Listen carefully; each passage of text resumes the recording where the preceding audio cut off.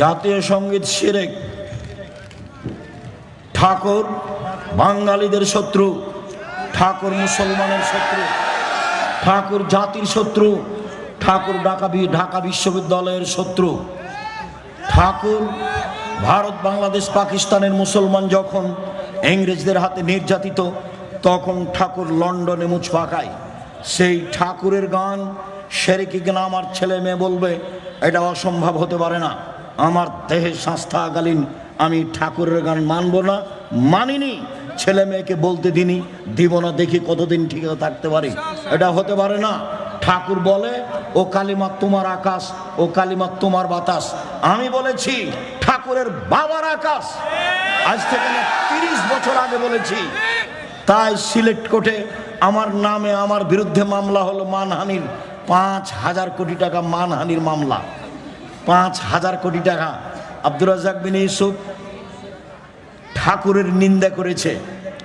আমি কাঠগড়ায় দাঁড়ালাম, জজ আমাকে বলল, আব্দুর রাজ্জাক সাহেব আপনি কি পিস টিভির আলোচক?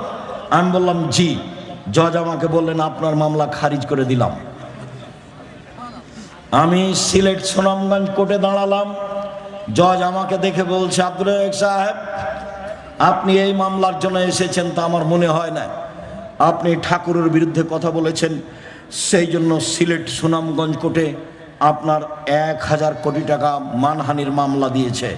আপনার সাথে মামলা নিয়ে কোনো কথা নেই। মামলার নথিটা এভাবে উল্টে দিলেন, দিয়ে ওকে বক্তব্য যেগুলো ভালো লাগেনি সেগুলো শোনাতে লাগলেন। 14 মিনিট যাবত ও সব বক্তব্য মুখস্থ করেছে। যেগুলো তাকে ভালো লাগেনি সেগুলো আমাকে একটা একটা করে শোনাচ্ছে। শোনানো যখন শেষ হলো, তো আমি খালি হাসছি। আমাকে উকিল বলেছে, আব্দুর রাজ্জাক সাহেব চিরদিন আপনার কথা শুনেছি, আজকে আমার কথা শুনবেন। জজ খুব পাওয়ারফুল জিনিস, আপনি কোনটা বলতে যাবেন মন খারাপ হয়ে যাবে, তখন যেটা বলবে সেটাই হবে। আমার একটা কথা মানবেন, আজকে মুখ খুলবেন না। তাহলে ঠিক আছে, তাই হলো। আজকে মুখ খোলা হবে না। জজ বলল যে আপনার জামিন মঞ্জুর করা হলো, আব্দুর রাজ্জাক সাহেবের সাথে আপনারা কেউ কথা বলবেন না, মানে কেউ যেন আশেপাশে না আসে, হইচই না করে। উনি বললেন, এটাই ছিল সিলেট কোর্টের ঘটনা, ওটাই ছিল সিলেট সুনামগঞ্জ কোর্টের ঘটনা। আমি শক্ত হাতে কথা বলে পরিবেশ আমার কোনোদিন দুর্বল দেখিনি, ভালো ছাড়া। আমি ঠাকুর গান কোনোদিন মানিনি, এখনও মানছি না, কোনোদিন মানব না। যারা বলে তারা মুশরিক, যারা সমর্থন জানায় তারা মুশরিক।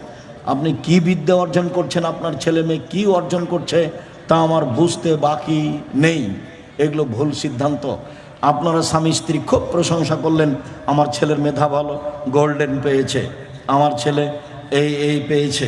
ম্যাট্রিক পরীক্ষার সময় 3 জন মাস্টার ছিল। তারপর বিশ্ববিদ্যালয়ে ভর্তি হওয়ার জন্য সাবজেক্ট প্রতি একটা করে দিয়েছেন প্রাইভেট মাস্টার। বিশ্ববিদ্যালয়ে ভর্তি হয়েছে, বুয়েটে রুয়েটে ভর্তি হয়েছে, বিদেশ থেকে বড় ডাক্তার হয়ে এসেছে। এরপরে ও ওই কোম্পানির ওষুধ লিখেছে যেই কোম্পানি তাকে টাকা দিয়েছে। এখন আপনার টাকা লস না লাভ? আমি বাংলাদেশের বিদেশের যে কোনো জায়গাতে যে বলছি, চাঁপাইনবাবগঞ্জের ভাষাতে আপনাদের স্বামী স্ত্রী এবং ছেলের অবস্থা আমও গেল, ছালাও গেল, কাঁদতে কাঁদতে 2 চোখও গেল। বলেছে এটা চাঁপাইনবাবগঞ্জের ভাষা আপনাদের শোনালাম। আর যদি চাঁপাইনবাবগঞ্জের ভাষা বুঝতে না পারেন, তাহলে আপনার ছেলে 3টে পরীক্ষা দিলেই হতো, 5টা পরীক্ষা দিল কেন? ও তো জানে 5টা পরীক্ষা লাগবে না, ও দিল কেন? ও ডাক্তার মানে প্রতারক, সবাই নয়। ও ইঞ্জিনিয়ার মানে ও চোর, ওরা টাকা চুরি করে। বলেন আপনারা 2 জন কি করলেন? পয়সাপাতি খরচ করে। দেবীনগরের মেধাবী ছেলে, খুব ভালো চাকরি করে, অনেক টাকা বেতন পায়। মা চাচিরা বলল আজকে আমাদের ছেলে আসবে, খুব খুশি। গ্রামের মা চাচি আসলো আমাদের গ্রামে, গাড়ি থেকে নামলো, দেখলাম প্যান্টটা টাকনোর নিচে আছে, দাড়ি চাঁচা আছে, গলায় টাই আছে, হাতে সিগারেট আছে। এই সময় ছেলেটা গাড়ি থেকে নামলো। একটু পরে দেখলাম বৌমা গাড়ি থেকে নামলো, গায়ে হালকা হালকা কাপড় আছে। একটু পরে নাতনি পুতিন গাড়ি থেকে নামলো, দেখলাম গায়ে তেমন কাপড় নেই। দেখি গাড়ির পিছন দিকে কুকুর আছে। বলেন এখন আপনাদের স্বামী স্ত্রী, আপনার ছেলের 3 জনের অবস্থা হলো ওই সেই কালে একটা পদ্য পড়েননি, এই মাঝি বাবু বলছে, চাঁদ কেন বাড়ে কমে রে?